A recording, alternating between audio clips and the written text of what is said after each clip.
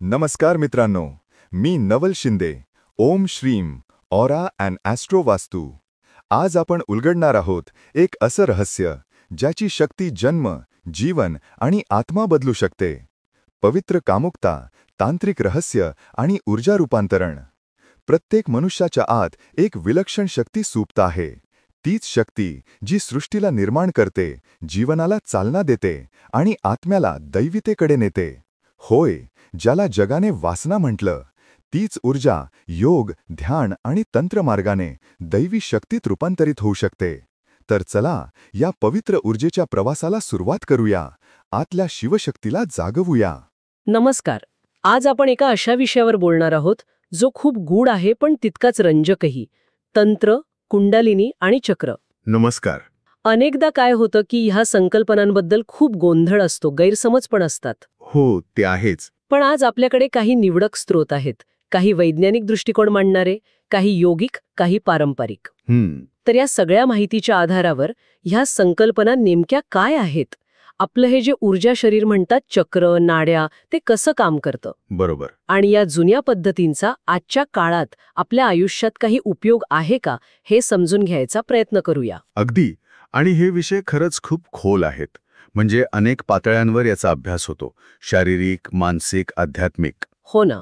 तर आज जे स्रोत आहेत आपल्याकडे, त्यांच्या मदतीने आपण यामागचं विज्ञान काय, अध्यात्म काय, अनुभव काय सांगतात, हे जरा उलगडून बघू. उत्तम.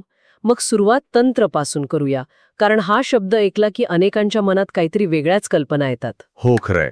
खूपच वेगळ्या. पण आपल्या स्रोतांमध्ये म्हणजे व्यंकटरमण किंवा स्वामी सत्यानंद सरस्वती यांच्या मांडणीनुसार तंत्र म्हणजे काय नक्की? तुम्ही म्हणालात तसं तंत्राला एका व्याख्येत बांधणं खरंच खूप अवघड आहे. अच्छा. म्हणजे स्रोत सांगतात की हा शब्द भारतीय विचारधारेतल्या अनेक शाखांसाठी वापरला जातो, ज्या विशिष्ट गोष्टींवर भर देतात, खास करून ऊर्जेवर आणि तिच्या रूपांतरणावर. ऊर्जा रूपांतरण. हो, ही केवळ एक धार्मिक पद्धत नाहीये, तर ते एक प्रकारचं ऊर्जा विज्ञान आहे असं म्हणायला हरकत नाही. ऊर्जा विज्ञान. इंटरेस्टिंग. आणि स्वामी सत्यानंद सरस्वती इतर स्पष्टपणे म्हणतात की कुंडलिनी ही संकल्पना तंत्राशी खूप जवळून जोडलेली आहे. ही आपल्या शरीरातली एक सुप्त पण प्रचंड शक्ती असलेली ऊर्जा मानली जाते. आणि विशेष म्हणजे ते तिला फक्त एक कल्पना नाही मानत. नाही मग? ते तिला एक जैविक वस्तू म्हणतात, बायोलॉजिकल एंटिटी, जिचे विद्युत स्पंद म्हणजे इलेक्ट्रिकल इम्पल्सेस आधुनिक उपकरणांनी मोजता येतात असं त्यांचं मत आहे. अरे वा, म्हणजे ही काहीतरी अगदी प्रत्यक्ष गोष्ट आहे, अनुभवण्यासारखी. तसं त्यांचं म्हणणं आहे. आणि ही फक्त योगी संत यांच्यापुरतीच मर्यादित नाहीये, असे काहीतरी आहे ना? बरोबर. स्वामी सत्यानंद म्हणतात की ही ऊर्जा कवी, कलाकार, शास्त्रज्ञ, योद्धे, अगदी सामान्य माणसांमध्येही जागृत होऊ शकते. अच्छा. हो. आणि तिच्या जागृतीने फक्त आध्यात्मिक अनुभव येतो असं नाही, तर म्हणजे सृजनशीलता, बुद्धिमत्ता, शारीरिक क्षमता यातही प्रचंड वाढ होऊ शकते. म्हणजे ही जीवनाच्या सगळ्याच अंगांना स्पर्श करणारी ऊर्जा आहे. अगदी मूलभूत ऊर्जा. आणि एका हिंदी स्त्रोतामध्ये लैंगिक ऊर्जेबद्दल पण एक वेगळा दृष्टिकोन आहे, जो तंत्राशी जोडला जातो. हो, आहे. म्हणजे तिला पाप वगैरे न मानता एक बेसिक लाईफ एनर्जी, प्राणशक्ती म्हणून बघितलं जातं, आणि तिला योग्य दिशा दिली की तिचं रूपांतरण करता येतं, ट्रान्सफॉर्मेशन. बरोबर उच्च जाणिलेकडे नेता येतं, असं काहीसं. हो. हा तंत्राचा एक महत्वाचा भाग आहे जो अनेकदा गैरसमजला जातो. अनेक तांत्रिक परंपरा या ऊर्जेला खूप मौल्यवान मानतात. तिला दाबून टाकण्याऐवजी, सप्रेशनऐवजी सजगतेने जाणीवपूर्वक कंट्रोल करून तिचं ऊर्ध्वगमन म्हणजे सब्लिमेशन करण्यावर भर असतो. ऊर्ध्वगमन म्हणजे तिला अधिक सूक्ष्म, अधिक रचनात्मक कामासाठी वापरायचं. हे दमन नाहीये, हे ऊर्जेचं परिशोधन आहे, रिफाइनमेंट, तिचं उन्नयन आहे, अपलिफ्टमेंट. शैव स्रोतामध्ये पण ब्रह्मचर्याकडे असंच काहीसं पाहिलंय ना? केवळ शारीरिक संयम नाही, तर ऊर्जेचं संरक्षण आणि उन्नती. हो, अगदी. ऊर्जेच्या व्यवस्थापनाचा तो एक दृष्टिकोन आहे. म्हणजे ऊर्जेला दाबायचं नाहीये, तर तिचं रूपांतरण आणि व्यवस्थापन करायचंय. हे समजल्यावर मग प्रश्न येतो की ही ऊर्जा शरीरात काम कशी करते. बरोबर. आणि मग विषय येतो तो सूक्ष्म शरीराचा, चक्र आणि नाड्या. याचा उल्लेख तर बहुतेक सगळ्या स्रोतांमध्ये आहे. काय आहेत हे नक्की? हो, आपलं जसं हे स्थूल शरीर आहे, तसंच एक सूक्ष्म ऊर्जा शरीर असतं असं योग आणि तंत्रशास्त्र मानतं. अच्छा. स्वामी सत्यानंद सरस्वतींच्या स्रोतातली माहिती आणि चित्र बघितली की कल्पना येते. चक्र म्हणजे या सूक्ष्म शरीरातली ऊर्जेची मुख्य केंद्र, वॉर्टिसेस ऑफ एनर्जी जणू काही. ऊर्जेचे भोवरे. हो, आणि ही केंद्र आपल्या स्थूल शरीरातल्या विशिष्ट अवयवांशी, ग्रंथींशी जोडलेली आहेत. आणि महत्वाचं म्हणजे आपल्या मानसिक अवस्था, क्षमता यांच्याशी पण जोडलेली आहेत. मुख्य 7 चक्र मानली जातात. मूलाधार अगदी मणक्याच्या शेवटी, मूलाधार, मग स्वाधिष्ठान माकडहाडाजवळ, स्वाधिष्ठान, मग मणिपूर नाभीच्या मागे, मणिपूर, अनाहत हृदयाच्या मागे, अनाहत, विशुद्धी घशाजवळ, विशुद्धी, आज्ञा भुवयांच्या मध्ये, आज्ञा, आणि सहस्रार टाळूच्या थोडं वर. सहस्रार. 7 चक्र. हो, आणि प्रत्येक चक्राचा एक विशिष्ट रंग, पाकळ्यांची संख्या, बीजमंत्र, चिन्ह असं सगळं पारंपरिक वर्णन मिळतं. आणि या चक्रांना जोडणाऱ्या त्या ऊर्जावाहिन्या म्हणजे नाड्या. बरोबर. यातल्या त्या इडा, पिंगला, सुषुम्ना या 3 मुख्य नाड्यांबद्दल तर व्यंकटरामन आणि सत्यानंद सरस्वती दोघांनी लिहिलंय. हो, त्या मुख्य मानल्या जातात. आणि इथे मला वाटतं आपल्या रोजच्या अनुभवाशी काहीतरी जोडता येतं. म्हणजे आपला श्वास आणि या नाड्या यांचा संबंध. अगदी बरोबर पकडलत.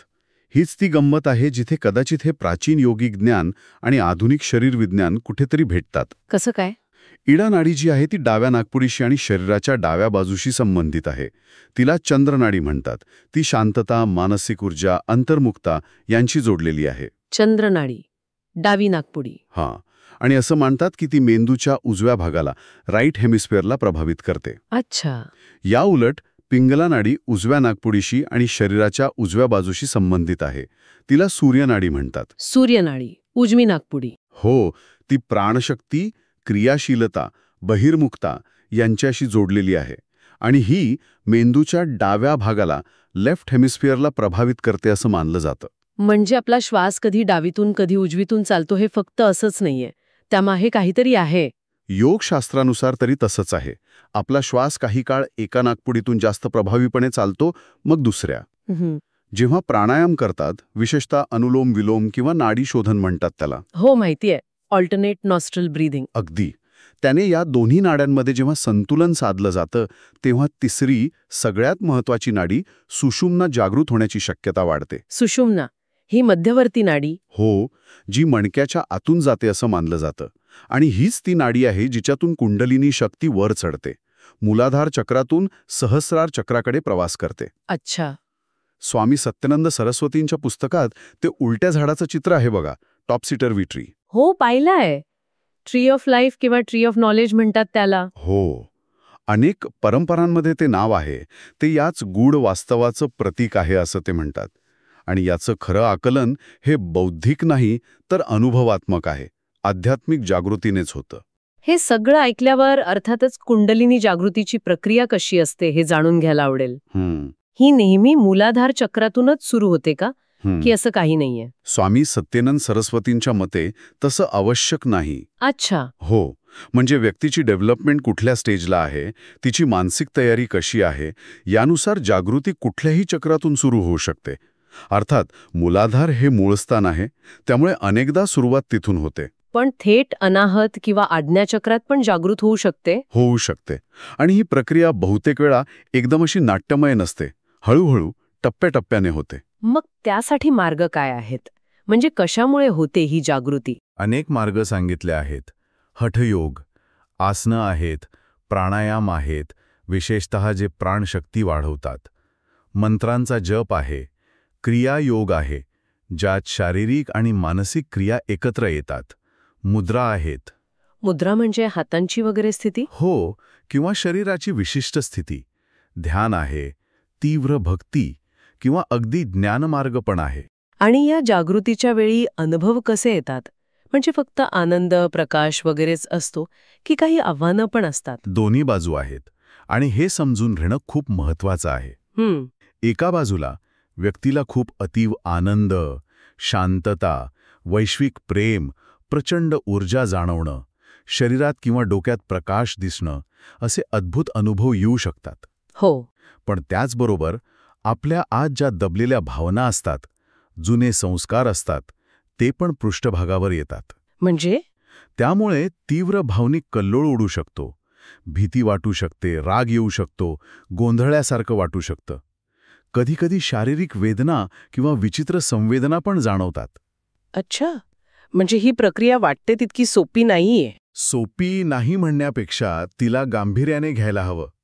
म्हणूनच स्वामी सत्यानंद आणि इतर जाणकार पण योग्य तयारी आणि अनुभवी मार्गदर्शकाची गरज सांगतात. ही खूप शक्तिशाली प्रक्रिया आहे. हे महत्वाचं आहे, कारण त्या हिंदी स्रोतामध्ये एजिंग विथ अवेअरनेस किंवा मॅक्रो ऑर्गॅझम सारख्या गोष्टी होत्या, हो, जिथे शारीरिक ऊर्जेला सजगतेने दिशा देण्याबद्दल बोललंय. आणि दुसरीकडे शैव परंपरेतला ब्रह्मचर्याचा मार्ग आहे, जो ऊर्जेच्या संरक्षणावर भर देतो. हे दोन वेगळे मार्ग आहेत का? वेगळे म्हणण्यापेक्षा एकाच ऊर्जेच्या व्यवस्थापनाचे दोन दृष्टिकोन आहेत असं म्हणता येईल. कसं?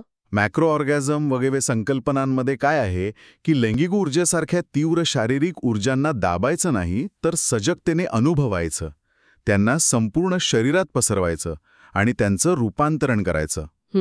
तर शैव किंवा योगिक मार्गातलं ब्रह्मचर्य किंवा बिंदू संरक्षणाची जी कल्पना आहे ती त्या ऊर्जेला वाया न घालवता तिचं ओजसमध्ये रूपांतरण करण्यावर भर देते. ओजस म्हणजे एक प्रकारची सूक्ष्म ऊर्जा जी शारीरिक आणि मानसिक तेज वाढवते, विचारांमध्ये स्पष्टता आणते, एक प्रकारचं मॅग्नेटिक पर्सनॅलिटी किंवा करिश्मा म्हणू शकतो, ते निर्माण करते. अच्छा. दोन्हीमध्ये सजगता आणि रूपांतरण महत्वाचं आहे. फक्त पद्धत आणि भर वेगळा आहे.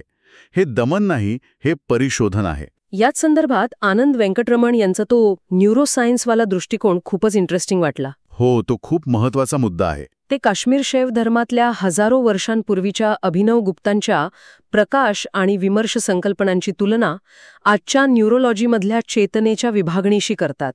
हे कसं काय जुळतं? हे खरंच आश्चर्यकारक आहे. वेंकटरमण सांगतात की अभिनव गुप्तांनी चेतनेचे दोन पैलू सांगितले. एक प्रकाश म्हणजे शुद्ध जागरूकता, प्युअर अवेअरनेस, जी फक्त बघते, साक्षी असते. Background awareness. बरोबर. आणि दुसरा विमर्श म्हणजे त्या जागरूकतेची स्वतःबद्दलची जाणीव, सेल्फ अवेअरनेस, ज्यात विचार, भावना वगैरे येतात. ओके. आता आधुनिक न्यूरोसायन्समध्ये पण चेतनेचे दोन मुख्य घटक मानतात. एक अराउझल म्हणजे जागे असण्याची पातळी, आणि दुसरं अवेअरनेस म्हणजे आजूबाजूची आणि स्वतःची जाणीव असणं. तर वेंकटरमण या दोन्ही मॉडेल्समध्ये जे साम्य आहे त्याकडे लक्ष वेधतात. ते म्हणतात की हजारो वर्षांपूर्वी फक्त आत बघून काढलेले निष्कर्ष आणि आज मेंदूचा अभ्यास करून काढलेले निष्कर्ष इतके कसे जुळतात? हा मोठा प्रश्न आहे. कदाचित दोन्ही एकाच सत्याला वेगवेगळ्या भाषेत सांगत आहेत. आणि ते सूक्ष्म शरीर म्हणजे मेंदूने तयार केलेला स्वतःच्या शरीराचा नकाशा, बॉडी मॅप असू शकतं, असंही ते म्हणतात. हो. हे तर चक्र आणि नाड्यांच्या कल्पनेला एकदम नवीन अँगल देतं. नक्कीच. आपल्या मेंदूमध्ये शरीराचा प्रत्येक भागाचं प्रतिनिधित्व करणारा एक नकाशा असतोच. सोमॅटोसेन्सरी कॉर्टेक्स म्हणतात त्याला. हो. वेंकटरमण अशी शक्यता वर्तवतात की योगी लोक ज्या सूक्ष्म शरीराचा, चक्रांचा, नाड्यांचा अनुभव घेतात तो कदाचित याच बॉडी मॅपचा अधिक सूक्ष्म, अधिक विस्तारित अनुभव असेल, जो आपल्याला सामान्यपणे जाणवत नाही. म्हणजे ध्यान किंवा योगिक क्रियांनी हा मॅप अधिक जाणवायला लागतो. असं असू शकतं. हे सिद्ध झालेलं नाहीये अजून, पण ही एक खूप रंजक वैज्ञानिक हायपोथेसिस आहे. खरंच? मग या सगळ्या ज्ञानावर आधारित काही ठोस साधना पद्धती पण आहेत का स्त्रोतांमध्ये, ज्यांचा अभ्यास करता येईल? हो, आहेत ना. अनेक आहेत. उदाहरणार्थ, त्या हिंदी स्त्रोतात स्पाइन ब्रीथिंग आहे, म्हणजे मणक्यातून श्वास घेतोय अशी कल्पना करून ऊर्जा प्रवाहित करणं. अच्छा. हृदय साक्षी आहे, हृदयावर लक्ष ठेवून साक्षी भावाने भावना बघणं. वेंकटरमण आणि शैवस्त्रोत दोघेही अनुलोम विलोम प्राणायामवर भर देतात, कारण त्याने इडापिंगला बॅलन्स होतात, जे सुषुम्नासाठी महत्वाचं आहे. बरोबर. वेंकटरामन हठयोगातल्या अशा आसनांकडे लक्ष वेधतात जी फक्त वरवरच्या स्नायूंना ताणत नाहीत, तर शरीराच्या गाभ्यावर, कोर स्ट्रेंथवर काम करतात.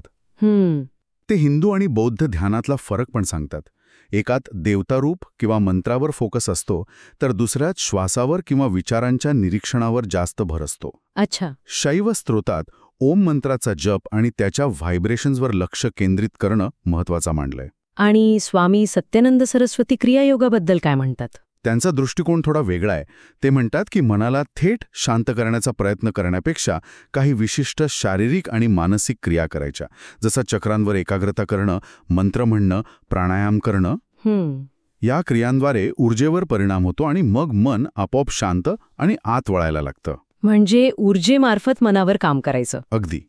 अनाहत मेडिटेशन सिस्टममध्ये पण लैंगिक ऊर्जेला दिव्य प्रेमात रूपांतरित करून वर नेण्याच्या पद्धती आहेत. इतक्या सगळ्या पद्धती आणि संकल्पना बघितल्या, पण प्रश्न हा आहे की आजच्या या धावपळीच्या युगात या सगळ्या प्राचीन ज्ञानाचा उपयोग काय मिळू शकतं यातून? खूप मोठा आणि अगदी प्रॅक्टिकल उपयोग आहे, असं स्त्रोत सांगतात. हे फक्त काहीतरी गूढ किंवा फक्त साधकांसाठी नाहीये. कसं काय? व्यंकटरामन आणि सत्यानंद सरस्वतींच्या वैज्ञानिक संदर्भांमधून पण ते दिसतं. सगळ्यात पहिलं म्हणजे मानसिक आणि शारीरिक आरोग्य सुधारतं. ते तर आहेच. स्ट्रेस कमी होतो. हो. ध्यान, प्राणायाम, योगासनं तणाव कमी करतात, चिंता, डिप्रेशन नियंत्रणात आणायला मदत करतात. हे तर आता अनेक स्टडीजमधून सिद्ध झालंय. एक प्लेंटीफुल नावाचा सोर्स आहे, त्यानुसार ब्रेथवर्क म्हणजे श्वासाच्या विशिष्ट पद्धती आणि माइंडफुलनेस, सजगता या गोष्टी भावनिक आघात म्हणजे ट्रॉमासाठी हो, कारण त्या थेट आपल्या मज्जासंस्थेवर, नर्वस सिस्टमवर परिणाम करतात. तिला शांत करतात, आपली इमोशनल रेझिलियन्स म्हणजे भावनिक लवचिकता वाढवतात. म्हणजे फक्त मानसिक नाही तर शारीरिक आजारांवर पण परिणाम होतो. हो. व्यंकटरमण यांच्या स्त्रोतानुसार स्ट्रोकसारख्या आजारातून बरं होण्याच्या प्रक्रियेत रिहॅबिलिटेशनमध्ये पण योग आणि ध्यानाचा उपयोग होतोय. अरे वा. काही अभ्यासांमध्ये असंही दिसलंय की ध्यान आणि प्राणायाममुळे ब्रेनची कॉग्निटिव्ह फंक्शन्स सुधारतात, एकाग्रता वाढते. अगदी सामान्य माणसांच्या पण बौद्धिक आणि शारीरिक क्षमता वाढू शकतात. व्यंकटरमण त्या कॅल्म सारख्या मेडिटेशन ॲप्सच्या प्रचंड लोकप्रियतेबद्दल बोलतात. अब्जावधी डॉलरचं मार्केट आहे ते. हो, खरंय. हेच दाखवतं की आजच्या लोकांना या प्राचीन पद्धतींची गरज वाटतीये आणि त्या कुठेतरी उपयोगी पण ठरतायत. आणि प्राचीन ज्ञानाचा आधुनिक विज्ञानाला उपयोग होऊ शकतो याचं पण उदाहरण दिलं ना त्यांनी. अगदी. चीनमधल्या तू युयू यांचं. हो, नोबेल मिळालं होतं त्यांना. बरोबर. त्यांनी पारंपरिक चीनी औषधशास्त्राचे ग्रंथ अभ्यासले आणि मलेरियावरचं अत्यंत प्रभावी औषध आर्टेमिसिनिन शोधून काढलं. कमाल आहे. यावरून दिसतं की या जुन्या ग्रंथांमध्ये, परंपरांमध्ये आजही आधुनिक जगासाठी खूप मौल्यवान ज्ञान असू शकतं, फक्त त्याकडे बघायची दृष्टी हवी. बरोबर. त्याचप्रमाणे ते डॉक्टर हिरोशी मोटोयामा, ज्यांनी चक्र आणि नाडींमधल्या ऊर्जेचं मोजमाप करायचा प्रयत्न केला, किंवा ध्यानावस्थेत मेंदूमध्ये काय बदल होतात म्हणजे EEG कोहेरन्स वाढणं किंवा मेंदूचे विशिष्ट भाग ॲक्टिवेट होणं यावर जे संशोधन होतंय, हे सगळं काय आहे तर या प्राचीन ज्ञानाला वैज्ञानिक पातळीवर समजून घेण्याचे, त्याची पडताळणी करण्याचे प्रयत्न आहेत. हे दाखवतं की या संकल्पना केवळ अंधश्रद्धा नाहीत, त्यामागे काहीतरी अनुभवात्मक आणि कदाचित मोजता येण्यासारखं वास्तव असू शकतं. म्हणजे थोडक्यात सांगायचं तर हे सगळं ज्ञान म्हणजे आपल्या स्वतःच्या आत ज्या प्रचंड क्षमता आहेत त्यांना ओळखण्याचं आणि विकसित करण्याचं एक शास्त्र आहे. अगदी बरोबर. आणि चांगली गोष्ट ही आहे की आता प्राचीन अनुभव आणि आधुनिक विज्ञान यांच्यात कुठेतरी संवाद सुरू झालाय. नक्कीच. तंत्र, कुंडलिनी, चक्र हे फक्त काही गूढ शब्द नाहीयेत, तर ते स्वतःला, आपल्या ऊर्जेला, आपल्या जाणीवेला, आपल्या अस्तित्वाला अधिक खोलवर जाऊन समजून घेण्याचे मार्ग आहेत. यात ऊर्जा, जाणीव, शरीर, मन यांचा एक खूप गुंतागुंतीचा पण सुंदर असा इंटररिलेशनशिप आहे. बरोबर. आणि स्त्रोतांमध्ये ज्या वेगवेगळ्या साधना पद्धती सांगितल्या आहेत त्या या आतल्या क्षमतांना जागृत करण्याचे आणि आपलं जीवन अधिक समृद्ध करण्याचे उपाय नक्कीच आहेत. हो. पण हेही खरं आहे की हा प्रवास सजगतेचा आहे, संयमाचा आहे आणि अनेकदा योग्य मार्गदर्शनाची गरज असलेला आहे. अगदी. आणि आजच्या आपल्या चर्चेतून एक शेवटचा विचार मनात येतोय. आपण पाहिलं की देवदेवता हे आपल्याच मानसिक प्रक्रियांचे प्रतीक असू शकतात किंवा मंत्रांच्या शक्तीने देवता निर्माण होतात असेही मानलं जातं. हो, असे वेगवेगळे दृष्टिकोन आहेत. तर या विचाराला धरून असं वाटतं की जर आपण खरोखरच आपल्या आतल्या या ऊर्जा व्यवस्थांना, चक्र, नाडी, कुंडलिनी समजून घेतलं, त्यांना जागृत केलं तर कदाचित जगाकडे बघण्याचा आपला दृष्टिकोनच पूर्णपणे बदलून जाईल का? शक्यता आहे. हे जग फक्त बाहेरच्या वस्तू आणि घटनांचा संग्रह न वाटता एका चैतन्यमय व्हायब्रंट ऊर्जेचे एक विराट रूप म्हणून अनुभवता येईल का? हा विचार करण्यासारखा प्रश्न आहे. नक्कीच यावर विचार करायला हवा. भेटूया पुढच्या वेळी एका नवीन विषयावर असंच काहीतरी खोलात जाऊन बोलण्यासाठी. मित्रांनो, ही होती पवित्र कामुकतेच्या ऊर्जेचा एक झंकार. लक्षात ठेवा, ऊर्जा कधीच वाईट नसते, ती फक्त अविचाली वापराने दूषित होते. जेव्हा हीच ऊर्जा प्रेम, प्राणायाम आणि जागरूकतेत वाहते, तेव्हा तीच होते कुंडलिनी, जी माणसाला देहातून देवत्वाकडे नेते. आपल्यातील प्रत्येक भावना, प्रत्येक स्पर्श, प्रत्येक श्वास हीच दैवी ऊर्जा आहे. फक्त तिचं रूपांतर शिकायचं आहे. मी नवल शिंदे, ओम श्रीम ऑरा अँड ॲस्ट्रो वास्तूकडून आपल्याला एकच संदेश देतो. आपली ऊर्जा वाया घालवू नका. तिला जागवा, तिला साधना द्या आणि तिला देवत्वात रूपांतरित करा. जर हा प्रवास तुमच्या मनाला स्पर्शून गेला असेल, तर या दैवी ऊर्जेचा संदेश अधिक लोकांपर्यंत पोहोचवा. चॅनल सबस्क्राईब करा, हा व्हिडिओ लाईक करा आणि आपल्या प्रियजनांसोबत शेअर करा. कारण प्रत्येक शेअर म्हणजे एक नवीन आत्मा जागवण्याची संधी. पुन्हा भेटू पुढच्या आध्यात्मिक प्रवासात. तोपर्यंत जागे व्हा, प्रज्वलित व्हा आणि दिव्य बना. ओम शांतिः शांतिः शांतिः.